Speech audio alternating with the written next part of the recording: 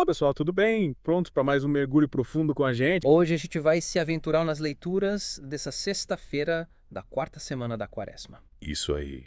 Vamos mergulhar fundo nos temas, entender o que eles significam para a gente hoje em dia? É tipo uma viagem no tempo, né? Pegar esses textos antigos e descobrir como eles ainda falam com a gente no século XXI. Exatamente. E para te ajudar a entender tudo direitinho, trouxemos várias ideias e até alguns dados interessantes. Então vamos começar. Bora lá. E já de cara, a primeira leitura, lá no livro da sabedoria, me chamou a atenção. Ela fala sobre a perseguição dos justos. Que tema forte, né? É impressionante como esse texto, escrito há tanto tempo, descreve algo que ainda acontece hoje. Pois é. Ele mostra como os ímpios, aqueles que agem de forma errada, se incomodam com a presença das pessoas justas. É como se a vida correta dos justos fosse um espelho, né? Refletindo a maldade deles. É isso mesmo. E o texto detalha direitinho como essa irritação se manifesta. Os justos questionam as ações dos ímpios, apontam os erros, e isso se torna um peso na consciência de quem não quer mudar. É quase como se a simples existência de uma pessoa honesta fosse uma crítica silenciosa. Exatamente. Você sabe, pensando bem, a gente vê isso acontecer em vários lugares hoje em dia, não é? Total. Pessoas que lutam contra a corrupção, que defendem os direitos humanos, que se posicionam em favor do meio ambiente, muitas vezes elas acabam sofrendo represálias por causa disso. É verdade. E para a gente ter uma noção da gravidade disso, a pesquisa de 2025 apontou que uma grande parte dos líderes comunitários aqui no Brasil já sofreu algum tipo de ameaça por causa do trabalho que realizam. Caramba, é um dado bem preocupante. Com certeza. E essa leitura nos desafia a refletir como a gente reage diante da injustiça. Boa pergunta. Será que a gente se cala por medo ou será que a gente encontra coragem para se posicionar, mesmo correndo riscos? É um dilema, né? Ficamos em silêncio ou nos arriscamos a defender o que acreditamos. É a famosa escolha entre o conforto do silêncio e o incômodo da verdade. E essa leitura nos convida a não desanimar diante das dificuldades, a ter coragem para lutar por um mundo mais justo, mesmo que isso custe caro. E falando em conforto, a gente tem o Salmo 33, o Salmo responsorial de hoje. Ele traz uma mensagem de esperança, de alento para os momentos difíceis. Sim. E tem uns versos que são verdadeiros bálsamos para a alma. O Senhor está perto dos que têm o coração ferido e salva os de espírito abatido. Que lindo! É reconfortante saber que a gente não está sozinho nas nossas dores. E tem outro verso que me marcou. Muitas são as aflições do justo, mas o Senhor o livra de todas.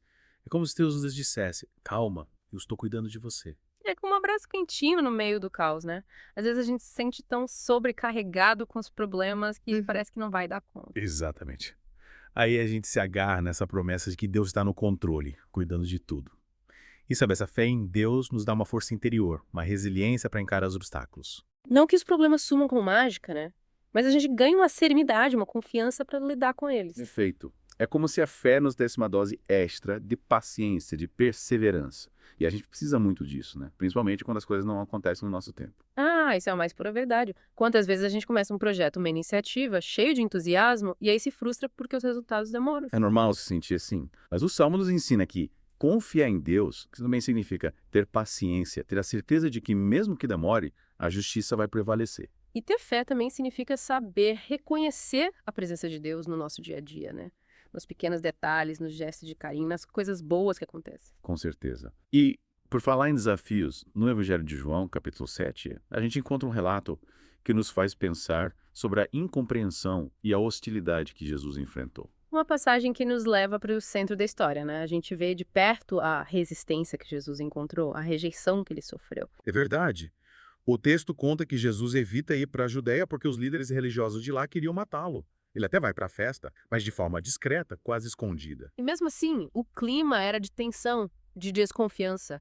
Rolava um debate intenso em Jerusalém sobre quem ele era, o Messias ou o impostor. É, uns acreditavam, outros duvidavam e muitos rejeitavam completamente. E o mais impressionante é que, mesmo sabendo do perigo, Jesus vai ao templo e ensina. Ele afirma que não veio por conta própria, mas foi enviado por alguém que eles não conhecem. Uma declaração poderosa sobre sua origem divina e sua autoridade. Imagina o impacto que isso causou na época. E a reação foi imediata, né? As autoridades tentaram prendê-lo, mas não conseguiram. Ainda não era o momento. E essa passagem nos faz refletir sobre as vezes em que a gente também enfrenta incompreensão por causa das nossas convicções. Quando quando a gente defende aquilo que acredita, aquilo que considera justo, e se depara com olhares de reprovação, com críticas, com resistência. É como se a gente estivesse revivendo, de certa forma, a experiência de Jesus. Interessante observar que, naquela época, questionaram muito a origem e a autoridade de Jesus. Tentaram descredibilizá-lo, diminuir sua importância para não terem que lidar com a verdade que ele trazia. Uma tática, infelizmente, ainda muito usada hoje em dia. Desacreditar o mensageiro para invalidar a mensagem. Exatamente. E essa passagem nos ensina a importância de não termos medo de defender a verdade, de buscá-la sempre, mesmo que ela incomode. Porque a verdade liberta, né? Mesmo que às vezes ela nos coloque em situações difíceis. E aí a gente conecta as 3 leituras, né? A perseguição dos justos por causa da verdade, a força que a gente encontra em Deus para enfrentar os desafios e a coragem de Jesus em proclamar a verdade mesmo diante da oposição. É como se as leituras formassem um quebra-cabeças, cada peça se encaixando perfeitamente. E aí a gente se pergunta, como esses temas se manifestam na nossa vida? No trabalho, na família, nas nossas relações? Como a gente pode ser mais justo, mais corajoso, mais confiante na presença de Deus. E essa reflexão pode nos levar a ações bem concretas, né? Como apoiar iniciativas que protegem denunciantes de irregularidades, usar as redes sociais para dar voz a quem precisa ser ouvido, praticar empatia no dia a dia. Pequenos gestos que podem fazer uma grande diferença. Gestos que nos transformam em profetas da justiça e defensores da dignidade humana, como diz o ditado. Que a gente não se omita diante da injustiça, mas haja com coragem e esperança. E para finalizar nosso mergulho de hoje, a gente pode dizer que a liturgia nos mostra que defender a justiça pode trazer perseguição, mas também nos lembra que Deus está sempre ao nosso lado, nos dando força e coragem. E nos inspira a seguir o exemplo de Jesus, que anunciou a verdade com coragem, mesmo enfrentando resistência. Que a gente viva nossa fé com ousadia e esperança, confiando no cuidado de Deus. E que a gente possa colocar essas reflexões em prática no dia a dia, começando com pequenos gestos de amor e justiça. E se você gostou do nosso papo de hoje, não esquece de deixar seu like e compartilhar com os amigos. E conta pra gente nos comentários o que mais te tocou nessa nossa conversa. Para terminar, fica a pergunta: como a gente pode ser luz em um mundo que muitas vezes parece preferir a escuridão? Qual pequeno passo você pode dar hoje para fazer a diferença? Obrigado por mergulhar com a gente em mais um episódio de Liturgia e Vida. Até a próxima. Um abraço.